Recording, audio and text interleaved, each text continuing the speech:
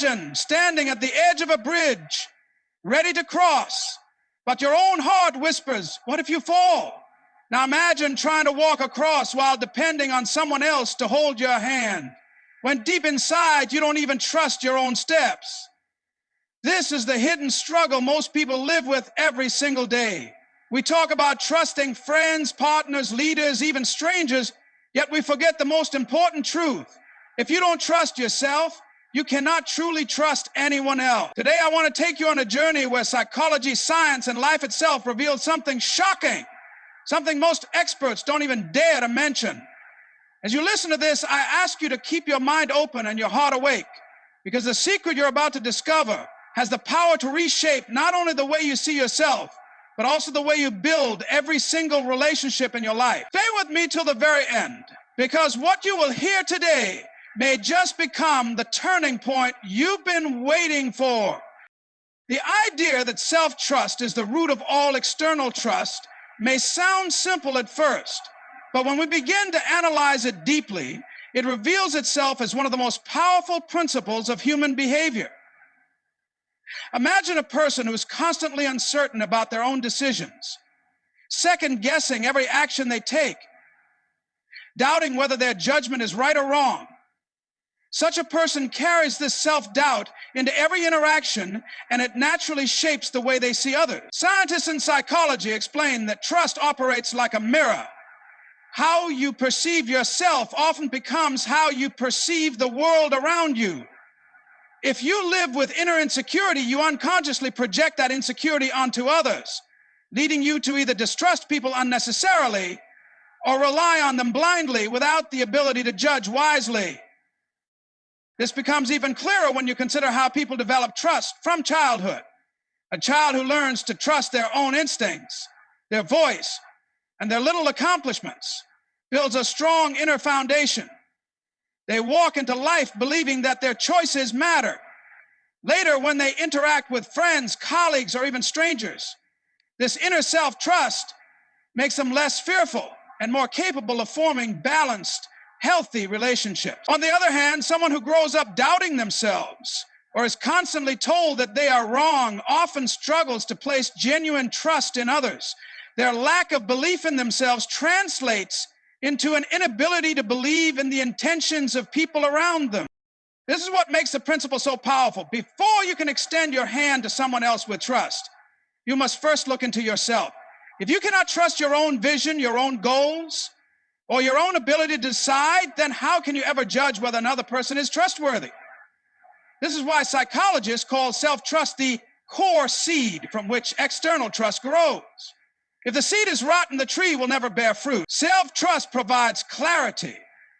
It enables you to recognize when someone is genuine or when someone is misleading you, because you are not simply relying on their words, but also on your own ability to process and understand. Scientists have also pointed out something shocking about this. People who doubt themselves tend to feel betrayed more often than those who trust themselves. This is not necessarily because they are betrayed more frequently, but because their self-doubt magnifies every disappointment. If you do not believe in yourself, you are more likely to interpret the actions of others in negative ways. A late reply from a friend may seem like rejection. A small disagreement may feel like betrayal. And a failure in teamwork may feel like proof that no one is trustworthy. In truth, the problem is not always with the other person, but with the lens through which the insecure individual is viewing the situation. That lens is shaped by the lack of self-trust. The real tragedy is that many people spend their lives building relationships, businesses, and even families without first addressing their own lack of self-confidence. They place blind trust in others, hoping that external validation will cover their internal insecurity. But when things go wrong, the blame quickly shifts outward, never addressing the deeper issue. What scientists rarely highlight in their findings is that the collapse of trust in relationships often begins with the collapse of trust within oneself. This is why two people can experience the same event, like being lied to, but respond very differently. One person who trusts themselves recognizes the lie, learns from it, and moves on. The other, who does not trust themselves, is shattered, begins to generalize the experience, and decides that no one in the world is trustworthy. When you look at successful leaders, mentors, or even everyday people who inspire confidence, you will notice that their ability to trust others wisely comes from their deep trust in themselves. They are not afraid of making mistakes because they believe they can recover. They are not fearful of betrayal because they trust their capacity to handle disappointment. This inner resilience is the root that allows them to extend external trust in a balanced way. They neither distrust everyone blindly nor trust everyone blindly. Instead, their self-trust gives them the stability to evaluate others accurately. The connection between self-trust and external trust is also visible in body language and communication. Someone who doubts themselves often hesitates when speaking, avoids eye contact, or constantly seeks approval. This behavior signals insecurity, and others can sense it. As a result, people may either take advantage of them or keep distance, reinforcing the insecure person's belief that others cannot be trusted. Meanwhile, someone with self-trust communicates with clarity and confidence. Their energy invites respect and reliability, creating a cycle of trust that starts from within and extends outward. At a deeper level, trust is a choice that requires courage. Self-trust gives you that courage. Without it, trusting others feels like stepping into darkness without a flashlight. With it, even when the path is unclear, you move forward knowing that you will find a way. This is the hidden truth that many studies touch upon but rarely state directly.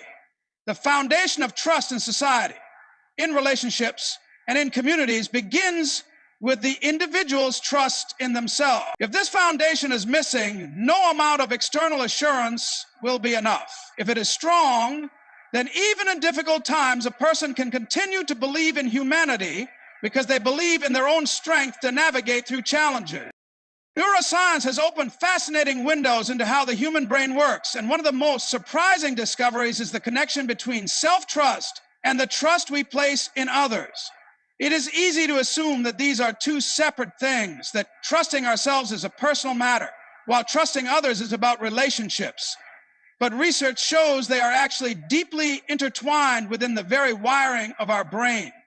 The prefrontal cortex, the part of the brain responsible for decision-making, planning, and evaluating risks, is activated both when we reflect on our own choices and when we decide whether to trust someone else.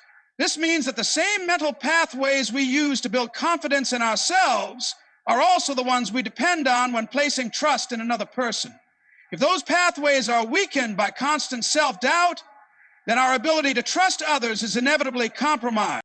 This finding reveals why people who lack self-belief struggle in their relationships, in their workplaces, and even in communities. When you doubt your own judgment, your brain is essentially sending out a signal of uncertainty. That uncertainty does not stop within you. It colors the way you perceive others. Instead of analyzing situations with balance, you may become overly suspicious, fearful of betrayal, or incapable of giving others the benefit of the doubt. Alternatively, you may swing to the opposite extreme, placing blind faith in people because you cannot rely on your own reasoning. Both extremes create unstable bonds, and both can be traced back to the same issue, a weakened neural foundation of self-trust. Consider how this plays out in everyday life. A manager who does not trust their own decision-making process may constantly second-guess their choices. When dealing with employees, they may either micromanage, convinced that no one else can be trusted to do the job properly, or delegate recklessly, failing to evaluate whether someone is capable. In both cases, the result is poor leadership. The brain is simply reflecting its own internal state outward. If the neural patterns of self-trust are not solid, the extension of trust to others becomes flawed. Now compare this with a leader who trusts themselves. Their prefrontal cortex is practiced in making decisions, handling mistakes, and moving forward. That same practiced confidence allows them to evaluate their team accurately, to recognize who can be trusted with responsibility and who needs guidance. Their relationships flourish because their brain is equipped to process trust both internally and externally. Scientists have found that trust is also linked with the brain's reward system. When we make a decision and it turns out well, our brain releases dopamine, strengthening the pathways that encourage us to trust ourselves more in the future.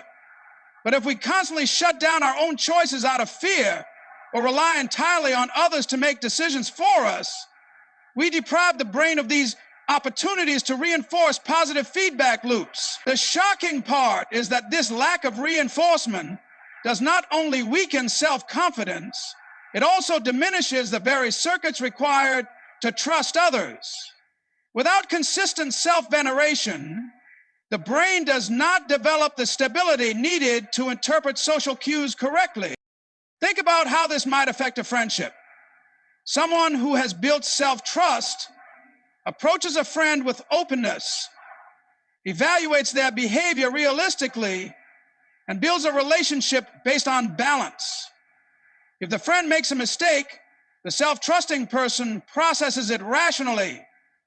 Was this intentional or just human error?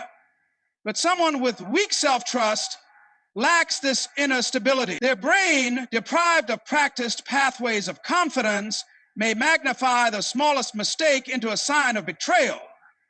What could have been resolved with understanding becomes the seed of mistrust, and the friendship collapses. In reality, the collapse did not begin with a friend's action, but with the insecure person's neural foundation. Another layer of this neuroscience discovery lies in the connection between emotions and rationality. The prefrontal cortex does not work in isolation. It communicates constantly with the amygdala, which processes fear and threat. When self-trust is weak, the amygdala dominates, and fear-driven responses become stronger. This is why insecure people often feel heightened anxiety in social interactions. Their brain is wired to interpret potential danger more quickly than potential trustworthiness. On the other hand, when self-trust is strong, the prefrontal cortex regulates the amygdala more effectively, calming irrational fears and allowing balanced judgment. This balance is what allows people to extend healthy trust to others without being consumed by suspicion or fear. It is also worth noting that culture and upbringing shape these neural patterns. A person who is constantly criticized or invalidated during their developmental years may grow up with underdeveloped self-trust pathways.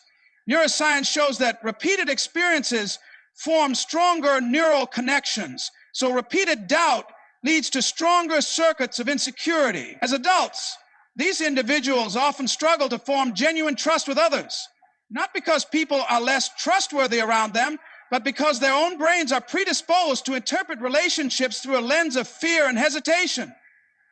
This is a cycle that can only be broken by deliberately practicing self-trust, making decisions, standing by them, and learning from the outcomes. One of the most striking aspects of this scientific perspective is how it reframes the responsibility for trust. People often blame betrayal or disappointment on others, but neuroscience suggests that the groundwork for trust or mistrust lies first within the individual.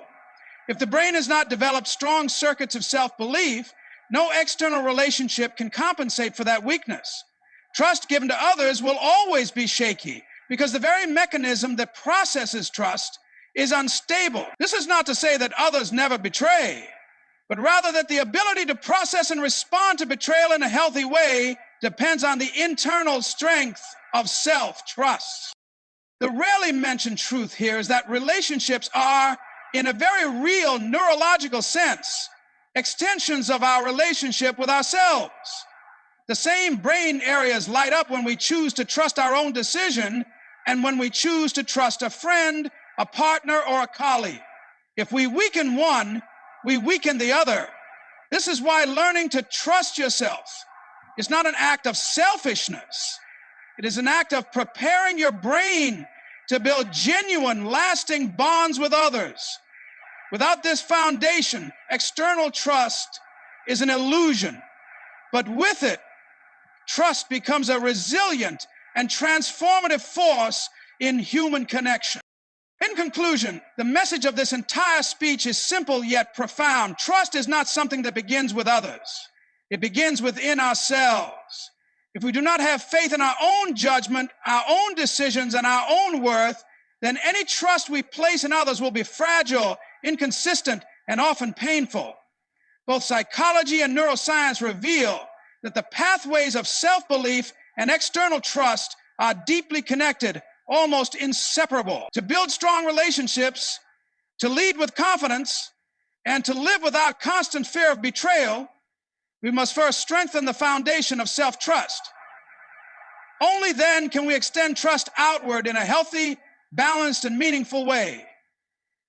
Remember, the world mirrors back to us the level of belief we carry inside. When you believe in yourself, you naturally invite others to believe in you too. I want to end by saying thank you for giving your time, your focus, and your heart to this message. May you always find the courage to trust yourself first, and through that courage, build trust with others that lasts. Good luck in your journey of self-belief, and thank you once again for being here. May success and strength always walk beside you.